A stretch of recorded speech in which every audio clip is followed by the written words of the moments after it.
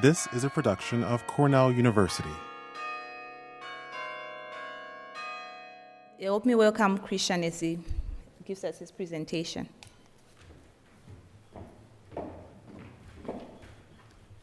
Thank you, Bessie.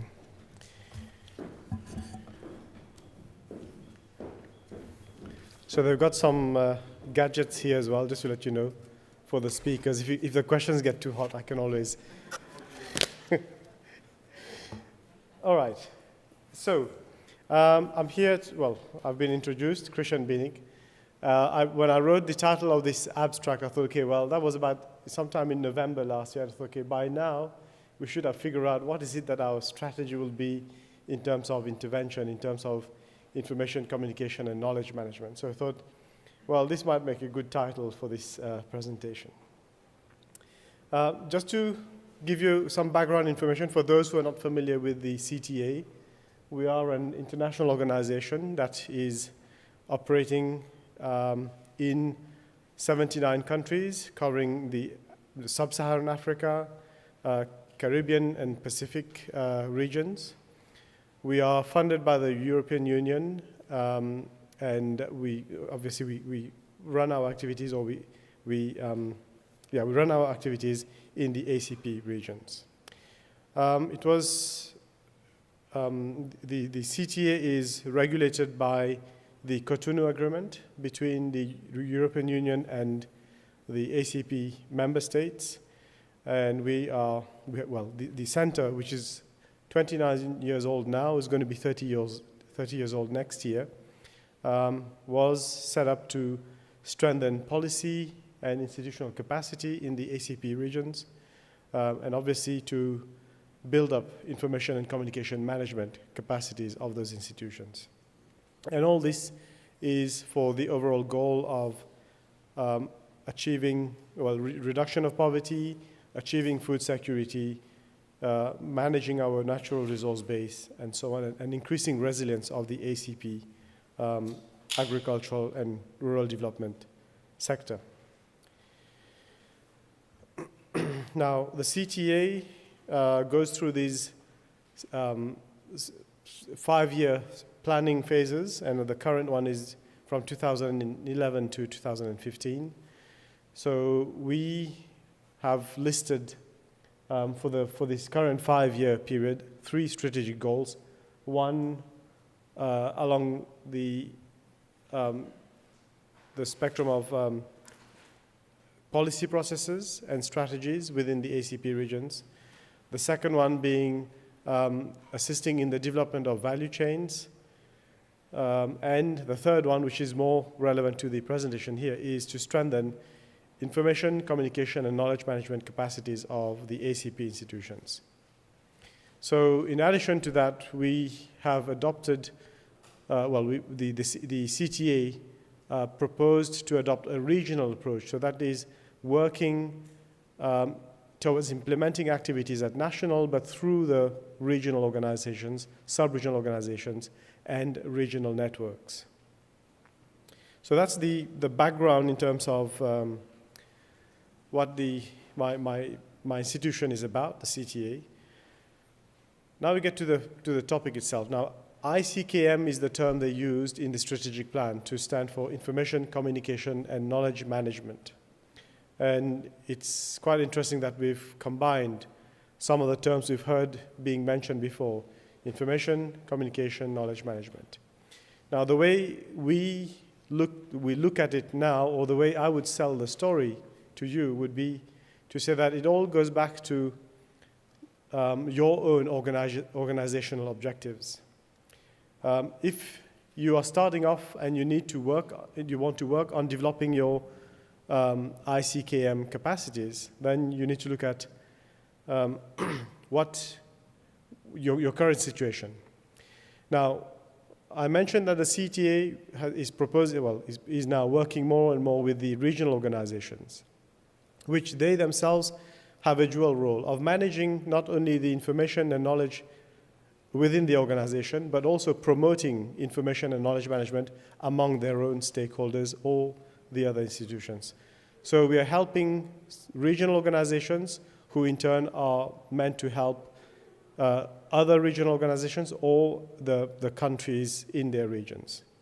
So these skills in ICKM are required both for internal purposes and for interaction or external purposes, interaction with the stakeholders. So if you were starting off a new institution, then we would say, well, one of the first things to do is to determine how are you going to communicate with your stakeholders. You start off by developing your communication strategy, which would basically define how you propose to interact with your stakeholders based on the mandate of your institution. We now find that a communication strategy also includes, should now also include how you propose to use social media to interact with your stakeholders. Now, that would be the starting point. If you were starting from scratch, you could develop your communication strategy in the short term, defining how you're communicating with your stakeholders and also how to get feedback from them. Now, it doesn't mean that your stakeholders, in turn, do not have their own communication strategy to be able to influence you. Yeah? So very often we think we are the only ones, we are helping these institutions or these countries, but they also have their communication strategy in terms of lobbying you to do what is required for them. So I've just listed it there that the stakeholders may also have their own communication strategy. Now, if you have your communication strategy set up, you are then able to implement it. Well, you should implement it. And by that way, you are then communicating with your stakeholders. They are communicating back with you. They're providing you with feedback. And as you communicate more and more, you find there's a lot more information being exchanged. And that's when you start feeling the need for the development of an information management strategy. Now, when we talk about information management, and we've heard it a few times again since this morning, it's about the generation, curation, packaging, publication, dissemination of information. Now, very often institutions start talking about information management. They end up, or they might have started developing an ICT strategy, thinking that is also information management. But we see it as being a combination of those two. Whichever way you start, your information management strategy might also be inspired by your ICT strategy, but also then result in the establishment of your information management system within the organization. So in that sense, you started off with your communication strategy. You're communicating more and more increasingly with your stakeholders. You now start managing the information that you are provided with, that you're exchanging. You codify, you classify, you curate, you use that information for your own purposes, and also you store that information for dissemination with your stakeholders. Now, throughout all the process, when you establish your systems, you also need to pay attention to monitoring and evaluation of those information projects, products, or services that you've established. Now, this is where the CTA has been working on in the past. We've have a lot of resources we've developed in terms of dissemination of information through the publications. A lot of publications, CTA is known for the publications that it distributes to the ACP regions. We have had a successful series of training programs established on Web2 and social media, which we started a few years ago. And now we've got we've developed the model for the training of trainers such that our partners can now take on the curriculum and run it themselves. But we still do monitoring and evaluation of who is attending such training programs. We also have a document that a learning resource we've developed on monitoring and evaluation called the SMART Toolkit, and I'll have the booklets on display on the table later on today and tomorrow, which again has been used as the as the basis for some training programs on monitoring and evaluation that we've run in English and French. And more recently, and that's something we'll be talking about later on Thursday, is a set of manuals on how to develop your information communication management strategy at the level of an institution. And this comes with a series of 2 booklets. One is the facilitator's guide, and one is for the user's manual, and these are already on display outside. So these are the kinds of resources that the CTA has developed so far. But then the question was, if we're talking of ICKM, where does the knowledge management fit in there? And that's where we decided last year that we need to try to address knowledge management specifically and to try to understand how does it all integrate together. So if you look at the way we did it was to invite experts in knowledge management. We invited some of the stakeholder or the partner organizations from the ACP regions to be with us, that was in September last year, to try to understand, so what do we mean by knowledge management? What do we understand by that? What are our requirements? Given that we might already have our communication strategies developed, we have our information systems in place, what else do we need, and what else can we consider as being required in terms of knowledge management? So again, the same point there is that it is linked, it has to be linked to your organizational objectives, but when you try to define the knowledge management or knowledge management practices in your organizations, it comes down to being also about generating new knowledge, curation of such knowledge, synthesis of information into knowledge products, packaging, sharing, use and reuse of knowledge, and also use of knowledge in the process of learning. And we also talk of organizational learning as a process now. So again, the point is that knowledge management has to build on sound information and communication management. So ICKM is a long term, and you'll see the title has changed from ICKM to KM because we're saying, well, let's not use such a long term, let's focus on knowledge management without forgetting that knowledge management builds on information and communication management within your organization, as well as monitoring and evaluation, and also leading towards organizational learning. We also need to recognize that knowledge sharing is more effective when you understand the context of your user. So again, how do you understand the context of your user is through the proper communication channels that you've established with them. You have your information exchange. So if you understand the context of your user and you have the right information that you believe they might need, then you're able to develop a knowledge product that they can easily put into application. Again,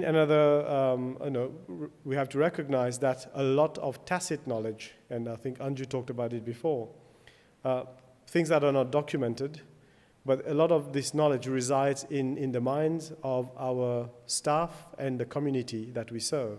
So there's all this indigenous knowledge that is there that we need also to take into consideration.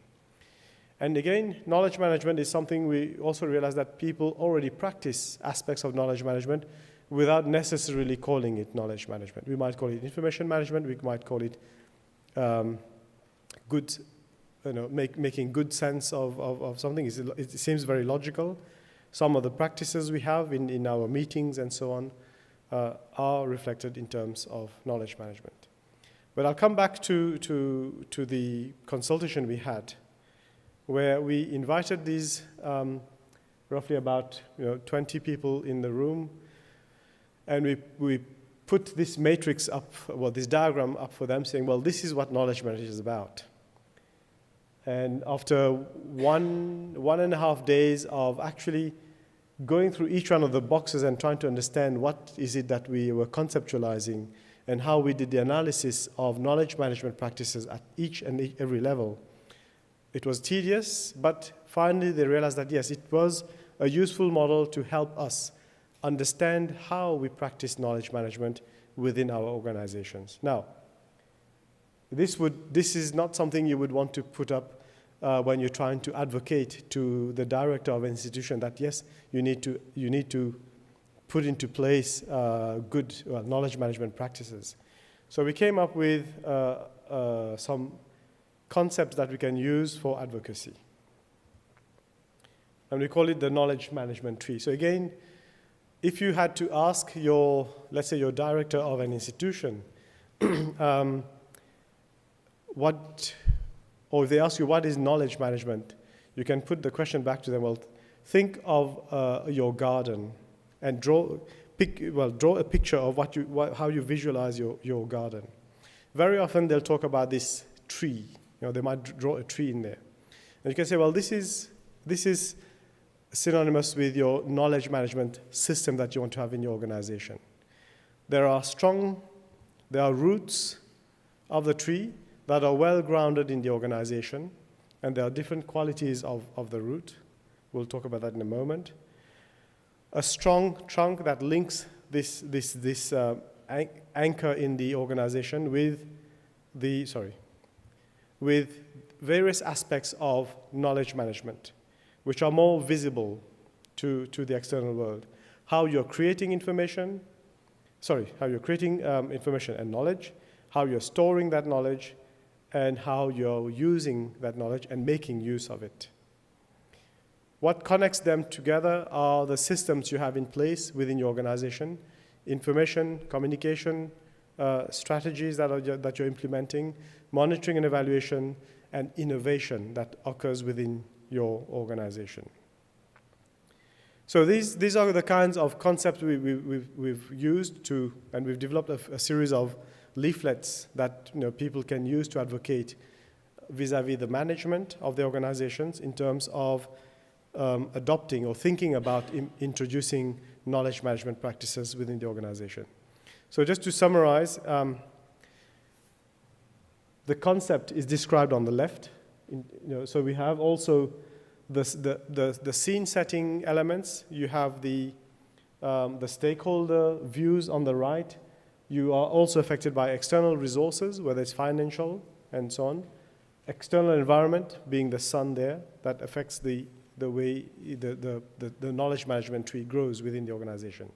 But what we've also done is developed a questionnaire, a survey questionnaire that actually addresses each and every one of the elements that we've described in that first diagram, whereby you can do a self-assessment of your organization and rate yourself. So you'll see that all these elements there are now measurable through the scales of 1 to 10. And that provides the opportunity for the organization to do the self-assessment.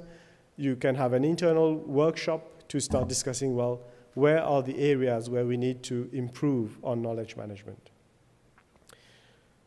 So if you talk about a framework for intervention in knowledge management, well, that is where we try to tie it all together. And we say that based on your organizational objectives, if you haven't got a communication strategy in place now, well, you may realize that you already have, the dotted line means that you already have a lot of these practices in place. You're already practicing communication. You're already communicating with your stakeholders. You may not have analyzed it and developed your strategy systematically. So with a little bit more work, you can actually come up with your communication strategy.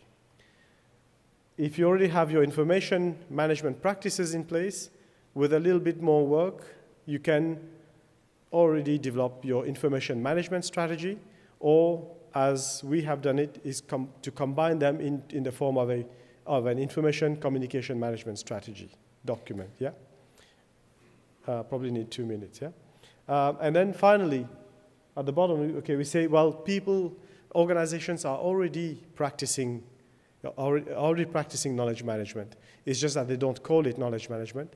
So again, with some more work and systematic analysis, you can also develop your knowledge management strategy. And now we're saying, well, maybe there's also a strategy for organizational learning.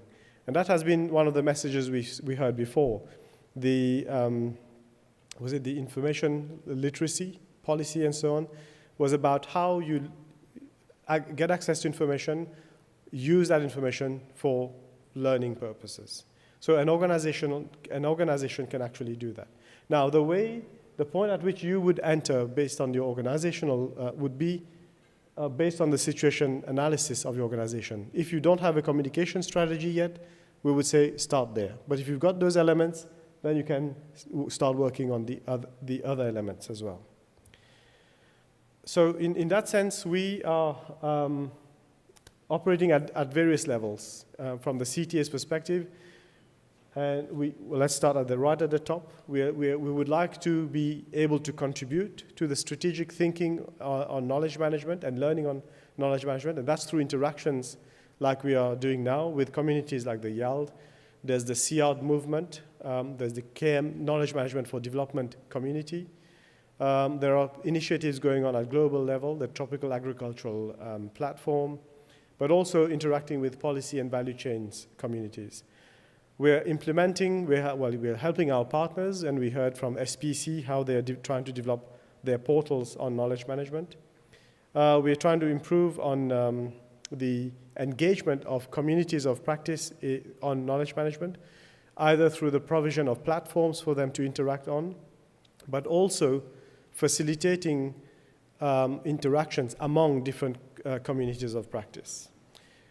Capacity development, I listed a few examples before, but we are also now thinking that it's time to start reflecting on what would constitute a curriculum on knowledge management.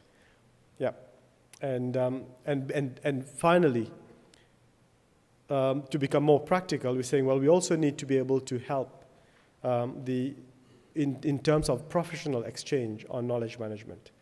So we help we co-organize events around knowledge management, whether it's through the IAALD consultations, which was held a few months ago, our consultation on knowledge management, regional meetings, like what was proposed by the SPC before, but also the IAALD meetings, by bringing some of the practitioners here to this meeting. I think that is also part of helping in the exchange.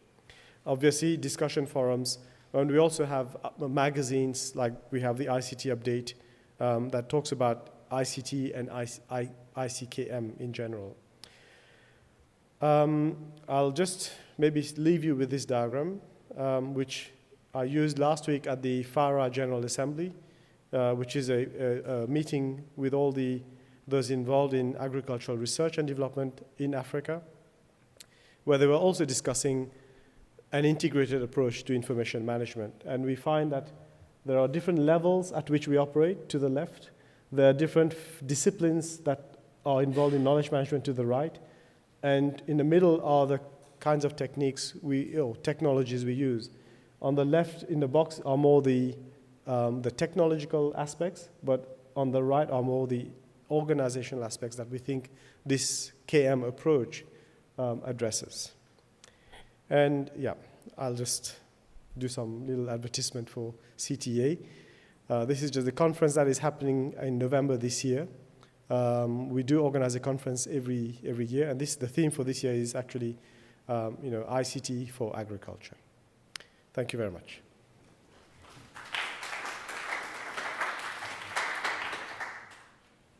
Good afternoon. First of all, I must apologize for my bad English. I'm out of practice, so let's begin with this case. This is about information management and FAP Value Chains Program, part of the Family Agriculture Plan of El Salvador.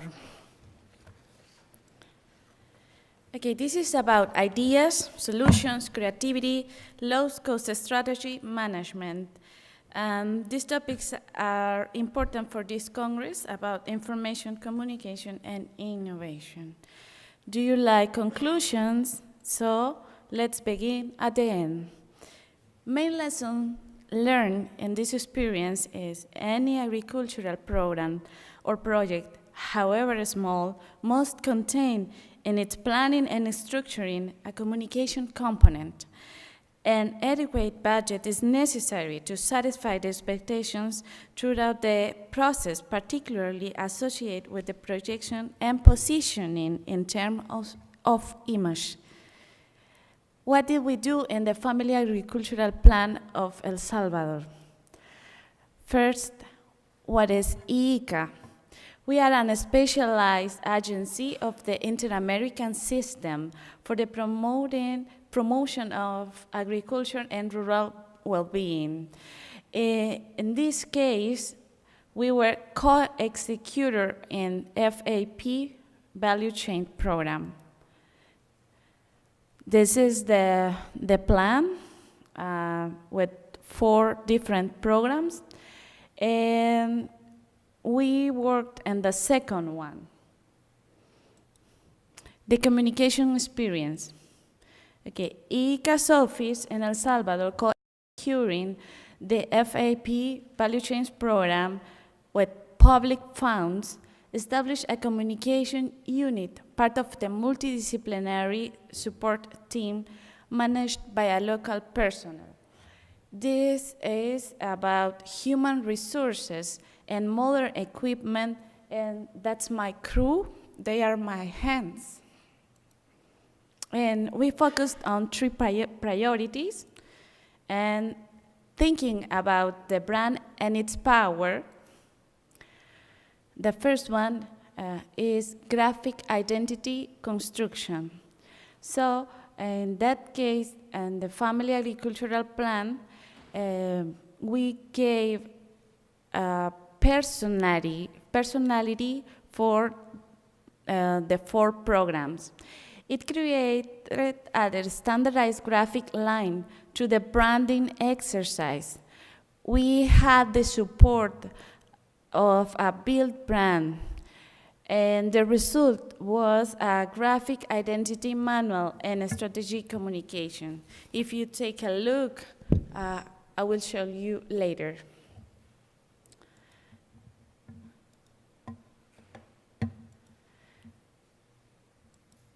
The manual, and you can see a hallmark for products and the use of the brand. And various products were produced from the handbook guidelines. Okay, the uniformity of a graphic line enabled FAP, that's a mistake, brand recognition among internal and external audiences. This branding was something new for the Ministry of Agriculture in El Salvador, especially for a plan or a program. They learned about the importance and the case. And then the second priority was generating content. We managing the information, editing, and publishing. We collected weekly information to generate and release news and stories. We had press release, e-newsletter, and the website, of course, and edit technical and informative materials, including a popular version about the essence of the technical modern.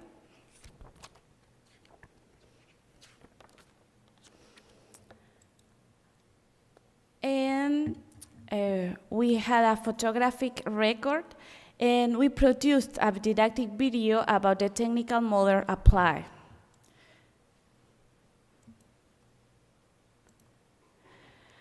The third point was public visibility. We worked on events and activities with informative value, business outreach activities, and the brand visibility.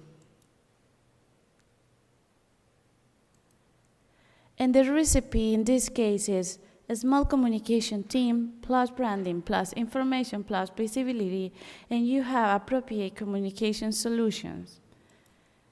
And thanks so much for your attention. And a special thanks for my boss and my ex-boss.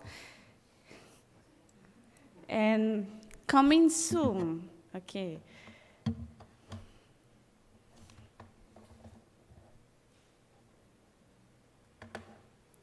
Maybe I will need some help.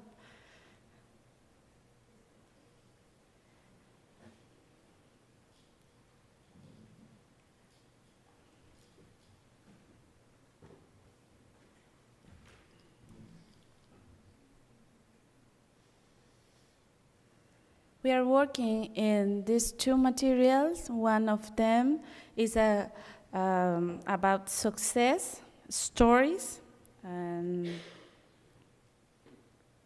you can take a look.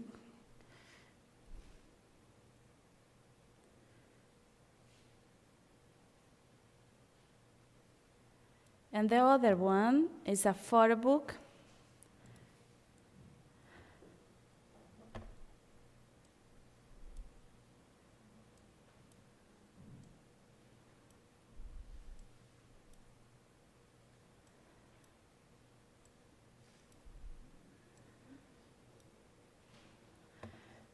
And these products are part of the documentary richness of this program. So thanks again, and if you have questions.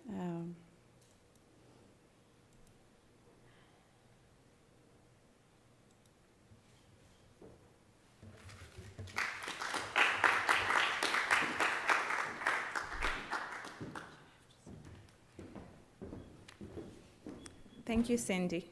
I'll ask Krishan to come up and we can take some questions. I think we're a bit ahead of time, so we can do a discussion if needed. So are there any questions for Krishan or for Cindy, or comments? Yes. There's a mic there.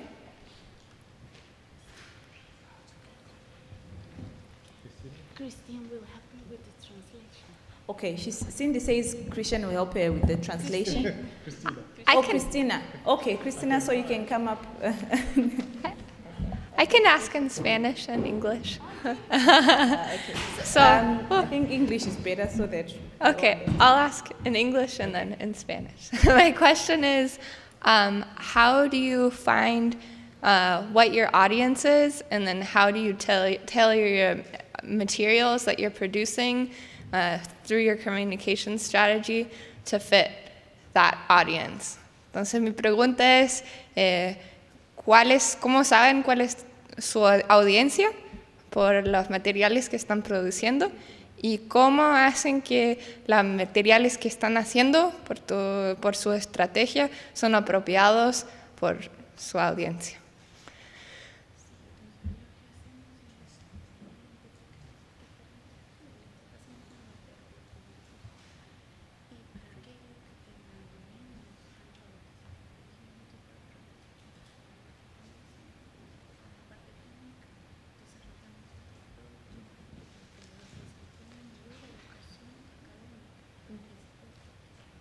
They do a very thorough analysis of the target audience, and according to their level of knowledge and their level of education, they really develop, design, and adapt the products according to the target audience, basically. So they have basically different products for every type of audience, but they put also a lot of care for people who are less educated also, in order to be able to convey all the messages also to that type of audience. Thank you, Christine. Any comments or questions?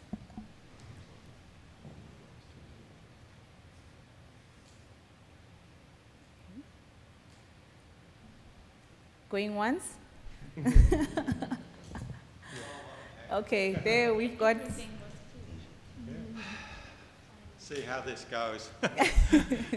In the previous session, there was a presentation from someone from SPC, and I don't think the audience necessarily quite realize the role a regional organization can have in such a diffuse and, in a sense, a region with a limited population. So an organization like Secretariat for the Pacific Community, based in Fiji, plays a far greater role and is a more critical organization than one, for example, in Africa, I think.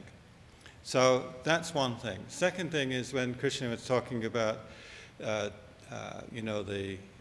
organizations needing to get a grip on knowledge management, and that they themselves need to be better knowledge management, but at the same time they need to provide or show pathways for national organizations to be knowledge managed.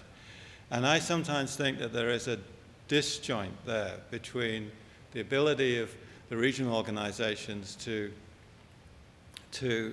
necessarily engage effectively with the national organizations. It's not that they don't want to, but it's because the situations are so varied, and you can't necessarily understand all of the different dynamics that come together within a national organization. And yet at the same time, the regional organizations, and SPC is a good example of that, is considerably better developed and better organized and better resourced, considerably, than some of the national organizations. And therein, in a sense, lies a weakness, because the one is dependent on the other, but the other can't necessarily implement practices that they don't have the SCAF and the skills and the resources to do. So when we're putting together programs, strategies to build capacity, all of this needs to be taken into consideration. So I know that, I've talked with both Krishan and with Andrew about this, so I know that that's all under consideration. It's just, I suppose, for the wider audience, so by nature of a comment, but these are regional dynamics that need to be better understood probably by other actors in the playing around. Thank you. Thank you very much for that comment. Anyone else? Yes, Janet. Thank you very much.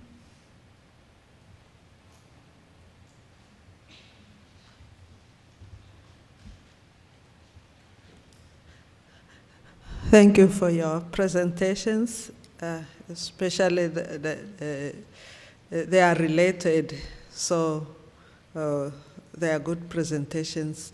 I would appreciate, that some clarification from CTA about your approach nowadays, because I remember in the 90s, CTA really developed us. And then they shifted, CTA shifted the approach. Most of us who were developed in the 80s and 90s, we are almost gone. So because CTA shifted the approach, that capacity that was developed, and in fact maybe this one is also related to the previous question, that capacity that was developed in the countries through really great effort by CTA. We also joined the IAALD those years through facilitation of CTA. But nowadays, I think that shift, CTA's presence at the national level is not like those years. Can you clarify how you have shifted the approach? Even though we really appreciate your support, but it is a little bit different from the 90s. Thank you.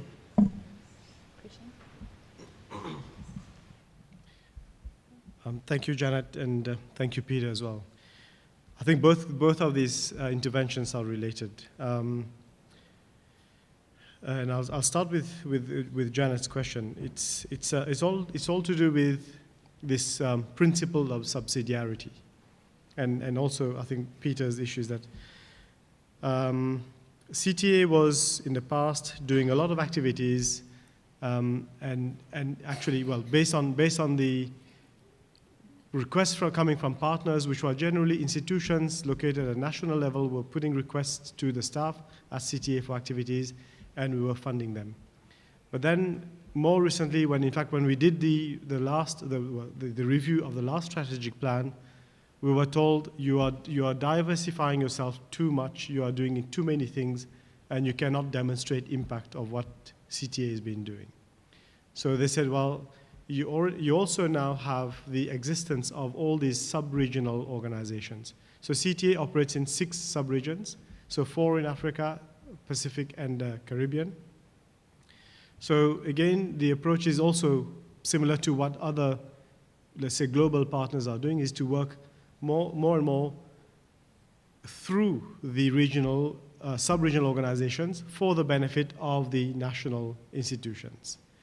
So, and it's true that so therefore that's the main difference in the approach, is that we're not, we're not entertaining requests coming directly from institutions, a specific institution at a national level, unless that can be seen as an activity that has a benefit to the region.